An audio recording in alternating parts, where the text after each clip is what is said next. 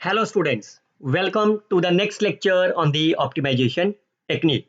Today I will explain you how you can study the concept of complementary slackness conditions. Basically complementary slackness condition किस purpose के लिए काम आता है? Dual का सॉल्यूशन निकालने के लिए. Fine. So myself Dr. Harish Garg, you can follow and subscribe my YouTube channel. तो जैसा कि हमने देखा है how we can find the dual solutions, I discretized into the 4 different categories. First two category I already uploaded at my YouTube channel. Playlist is optimization techniques in Hindi. You can see the type 1, finding the dual solutions from the optimal table, finding the dual solutions from there, from the formula based. Fine. So as I explained you in my last video, there are the 4 different methods. So right now in this lecture, I will explain you how you can obtain the dual solutions by using the complementary slackness conditions. So what is the dual solutions of the by using the complementary slackness conditions? Make sure whenever you have the primal problem, your first target is always to find the optimal solution. Fine. इस primal का optimal solution निकालिए either by using the simplex method or by using the big M method. जैसे आपने निकाला you will get the final optimal table. Clear? तो type 1 और type 2 में भी यही करा था हमने. पहले फाइनल ऑप्टिमल टेबल की तरफ आना है. Based on this final optimal table, our target is to find the dual solutions. Fine. लेकिन without solving the dual problem को solve नहीं करना आपको भी, without solving the dual problem. Clear? जब भी हम complementary slackness की बात करेंगे, that are basically dependent upon these final optimal variables. Clear? इस वेरिएबल में आपके पास 2 तरह के नेचर हो सकती हैं. जहां तो कोई डिसीजन वेरिएबल प्रेजेंट हो, let's say xk, x1, x2, x3, या फिर स्लैक वेरिएबल सरप्लस वेरिएबल में कोई प्रेजेंट हो सकता है.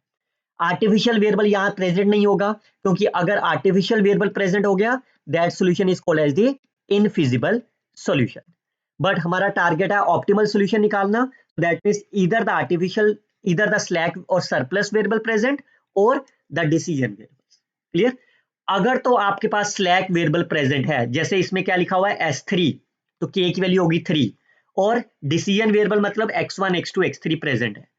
अगर तो आपका स्लैक वेरिएबल प्रेजेंट है, देन जो भी इसका ड्यूल वेरिएबल होगा, मैं इसको पहले नाम ले लेता हूं, let's say y1, y2 and so on are my dual variables. Throughout this lecture कहीं पे भी y1, y2, y3 एक्सेट्रा लिखे होंगे, these are my dual variables. Clear? तो जैसे ही आपको स्लैक वेरिएबल मिलेगा, जो भी यहां पे इंडेक्स होगा, उसका वो वेरिएबल आपके पास 0 हो जाएगा ऑलवेज. फाइन. जैसे आप इस पर्टिकुलर एग्जांपल में S3 लिखा हुआ है, तो S3 implies Y3 will be 0. Clear? ये पहली चीज क्लियर हो गई. और सेकंड चीज, अगर आपके पास कोई डिसीजन वेरिएबल्स है x1 और x2, तो जो भी वो कांस्टेंट होगा, जो भी आपका ड्यूल का कांस्टेंट होगा कॉरस्पॉन्डिंग टू द xk, वो इक्वालिटी को सेटिस्फाइड कर जाएगा. मैं आपको इसको न्यूमेरिकल एग्जांपल से समझाता हूं. I will explain you with the help of the 10+ numerical example. और जो एग्जांपल इसके लास्ट में बताऊंगा इस लेक्चर के, तो वो आपके लिए बड़ा ही इंटरेस्टिंग और सरप्राइजिंग होगी. फाइन. तो you must watch it till the end. चलिए, find the dual of the solutions by using the complementary slackness condition. देखिए, सबसे पहले ऑप्टिमल सॉल्यूशन दिया हुआ है. फाइन. Is it okay? अब आपके पास इस सॉल्यूशन में देखते हैं, इसमें क्या क्या प्रेजेंट है. इसमें कितने कांस्टेंट आपके पास? 1, 2 and 3. So there are the 3 dual variables. I call as y1, y2, y3 are my dual variables. और फाइनल ऑप्टिमल टेबल में S2 प्रेजेंट है, स्लैक वेरिएबल, और x2 and x3 are my decision variable. अगर S2 आपका 0 है, that means y2 will be my 0. Fine. और x2 and x3 है, इसका मतलब the second, no, not as a second, you can say the constraint. Find the dual constraints corresponding to x2 and x3 are satisfied as equality. Clear? तो कैसे लिखेंगे उसको, constant को वो भी लिख देते हैं. पहले x2, इसमें x2 का कॉलम ले लो. क्या है? पहले के साथ आपने क्या लगाया है? y1. सेकंड के साथ आपने लगाया है y2. थर्ड के साथ आपने लगाया है y3. ये y2 क्यों 0 हुआ है? क्योंकि इसमें आप देखो S2 कौन से कांस्टेंट में लगाया आपने? सेकंड में लगाया ना, और सेकंड के कोरस्पॉन्डिंग आपने वेरिएबल क्या लिया है, y2, तो that's why y2 is my 0। अगर अगर आप यहाँ पे इसको y3 लिख लेते हो और यहाँ y2 लिख लेते हो, then the y3 will be 0, ठीक है। लेकिन वो हमेशा कंफ्यूजिंग रहेगा, तो इसलिए मैं हमेशा रिकमेंड करता हूँ जहां पे आपने जो वेरिएबल यूज करा है उसी का नाम से आप लिखिए। चलिए x2 के कोरस्पॉन्डिंग कांस्टेंट लिखते हैं। इसमें क्या नाम है, 2 इंटू y1। सेकेंड लाइन में क्या है, x2 लिखा ही नहीं हुआ। इसमें थर्ड में क्या है, -1 into y3 is equal to x2 का ऑब्जेक्टिव फंक्शन कितना है, तो यहाँ पे इक्वालिटी आ गई। सिमिलरली फॉर दी x3 के लिख लो। पहली लाइन में कितना है, -2y1, दूसरी लाइन में -y2, और थर्ड लाइन में +2y3 is satisfied as equality. Equality आपका x3 का कांस्टेंट कितना है, 1। समझ में क्लियर। अब आपके पास y2 की वैल्यू 0 है, तो यहाँ पे y2 आपका 0 फिल कर दो। तो कैन यू सॉल्व देम, ये दो इक्वेशन से आप y1 एंड y3 निकाल सकते हो ना। तो कैसे निकलेगा, if I add them you will get y3 will B -1, और जैसे ऊपर फिल करोगे you will get y1 is -3/2।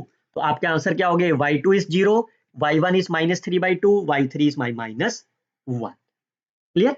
और आप अगर मेरे previous type 1 and type 2 lecture सुना होगा आपने, तो ये सेम एग्जांपल्स मैंने टाइप 1 और टाइप 2 से भी आपको सॉल्व कराई। इस लेक्चर में जितनी भी एग्जांपल्स होंगी वो सारी एग्जांपल्स सेम है जिसमें टाइप 1 एंड टाइप 2 मेथड से सॉल्व करी हमने। क्लियर। चलिए अगला क्वेश्चन करते हैं, find the solution of the dual using the complementary slackness conditions. तो देखो पहली बात S3 लिखा हुआ है, फाइन, तो इसका क्या मतलब हो गया, y3 will be my 0। Clear. तो I can take the 3 dual variables, y1 in the first constant, y2 in my second constant, y3 in my third constant. तो S3 अगर आपका प्रेजेंट है, S3 किस में होगा आपके पास, थर्ड कांस्टेंट में, that implies y3 will be 0। Clear. और x1 x2 का मतलब क्या है, the dual constants corresponding to x1 and x2 are satisfied as equality.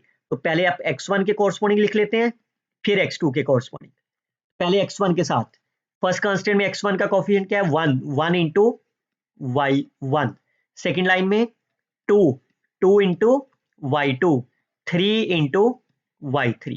ये आपका कांस्टेंट क्या होगा, इक्वालिटी का with respect to x1। Second x2 के साथ लिख लेते हैं, 2y1, सेकेंड में +1 इंटू y2, और थर्ड में आपके पास 1 into y3 which is equal to 4। Fine, I can substitute y3 is my 0, तो ये दो क्वांटिटी आपकी क्या हो जाएंगी, 0 हो जाएंगी। Fine, now can you solve these two equations, y1 and y2? So you can easily solve them. You can multiply by 2, multiply by 1 and subtract it, and after the solving you will get y1 is 5/3, y2 is 2/3 and y3 is already 0। Clear. उम्मीद करता हूं आप video को like और channel पे comment जरूर करेंगे। Optimal solution of the primal is also given. This is the same example that covering the type 1 and the type 2. चलिए इससे क्या मतलब है, इसका 3 कांस्टेंट लगाया आपने, y1 y2 and y3 dual variables. Fine, y1 y2, तो S3 आपने कहां लगाया था, थर्ड कांस्टेंट में, तो उसके corresponding y3 will be 0। Fine, और x1 x2 प्रेजेंट है, कांस्टेंट सेटिस्फाइड एज इक्वालिटी। तो पहले के साथ आपने y1 dual variable, second is my y2, third is my y3। तो करो x1 के साथ क्या आएगा, 3y1 -1 y2 -4 y3 which is equal to x1 का कोफिशिएंट। फिर दूसरी टर्म x2 के साथ लिखो, -1 y1, x2 के साथ 2 y2 और x2 के साथ 3 y3 which is equal to 3। y3 की वैल्यू आप क्या कर दो फिर इसमें 0, तो बाकी जो आपके पास इक्वेशन रह गई इसको सॉल्व कर ले।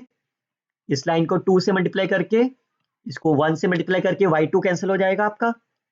फाइन, तो y1 कितना हो जाएगा, ये 6 - 1 5, -2 + 3, -2 + 3 इज 1, तो y1 आपका कितना हो गया, 1/5।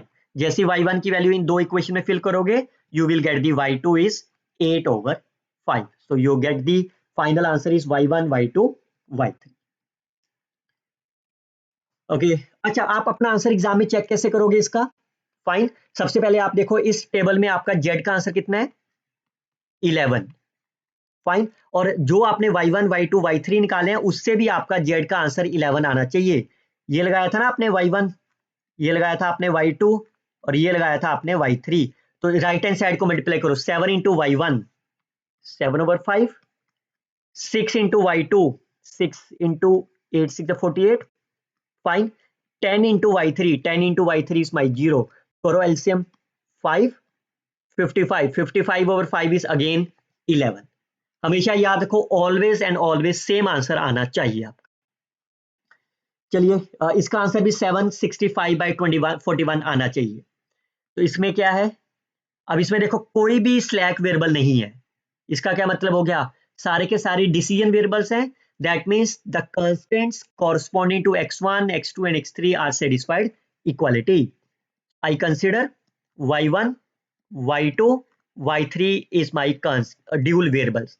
तो पहले x1 के ऊपर लिखते हैं 2y1 प्लस, इसमें तो x1 लिखा ही नहीं हुआ, थर्ड में third 3y3 which is equal to x1 का कोफिशिएंट। x2 के साथ लिखते हैं 3y1 प्लस 2y2, फाइन, और यहाँ पे फिर से 2y3 which is equal to 5, और फिर x3 के साथ लिख लेते हैं, पहले में कुछ भी नहीं है 0, 5y2 and 4y3 which is equal to 4। अब आपके पास तीन इक्वेशंस हैं, फाइन, और तीन अननोन है, तो आप इसको किसी भी क्रैमर रूल से, मैट्रिक्स मेथड से, कैलकुलेटर से, ओके, और किसी भी तरह से इसको सॉल्व कर सकते हो, and after the solving you will get y1 y2 y3 is the right answer, fine. और अगर आप इसको चेक करना चाहते हो, हमने y1 y2 y3 लगाया था ना, y1 y2 y3, so that means 8 into y1 10 into y2 and 15 into y3। जब आप इसमें सब्स्टिट्यूशन करोगे आंसर कितना आना चाहिए आपका, 765 डिवाइडेड बाय 41। अगर ये नहीं आया तो आपका ये आंसर गलत है। चलिए look at the next one, find the dual variables.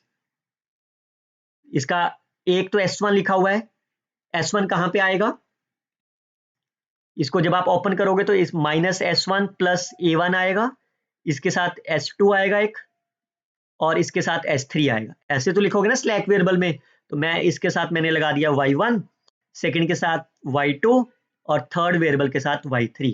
अब S1 अगर प्रेजेंट है तो S1 किस में लिखा हुआ है, पहले कांस्टेंट में, पहले में क्या नाम लिखा हुआ है, y1, that is my 0। S3 is present in the third constant, third में आपके पास क्या है, y3 इज माई 0, क्लियर।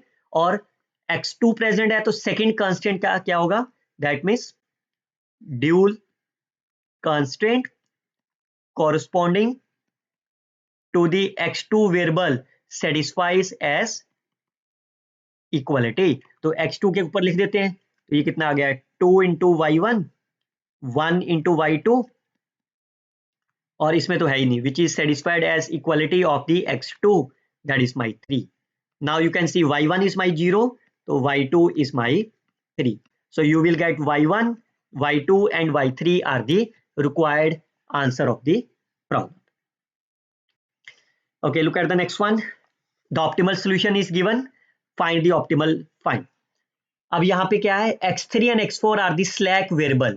तो ये बेसिकली x4 जो है वो बेसिकली एक तरह से s है, slack variable।